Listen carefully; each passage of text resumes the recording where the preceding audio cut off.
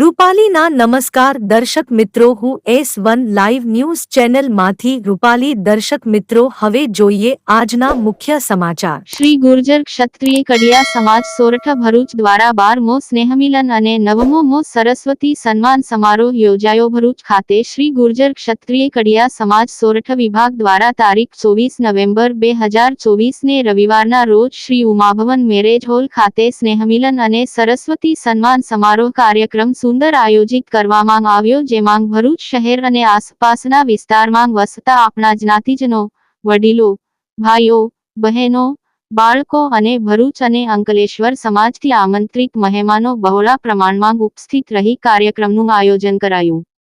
કાર્યક્રમની શરૂઆત દીપ પ્રાગટ્ય અને પછી રાષ્ટ્રગાનથી કરવામાં આવી અને ત્યારબાદ ઉપસ્થિત ભરૂચથી પધારેલા આદરણીય જ્ઞાતિજનો, વિદ્યાર્થી મિત્રો અને આમંત્રિત મહેમાનો શ્રી નરેશભાઈ પરમાર કડિયા પરિવાર અંકલેશ્વર પ્રમુખ શ્રી પરેશભાઈ ટાંક અને કમિટી સભ્યોશ્રીઓ, અંકલેશ્વર મહિલા મંડળ પ્રમુખ શ્રી જીજનાબેન ટાંક અને સભ્યશ્રીઓ, આપ સર્વેશ્રીઓ સ્વાગત. શ્રી ગુર્જર ક્ષત્રિય કડિયા સમાજ સોરઠ ભરૂચ પ્રમુખ શ્રી જયંતિભાઈ રવજીભાઈ ટાંક વિજાપુર. જય જ્ઞાતિ મૈયાલી.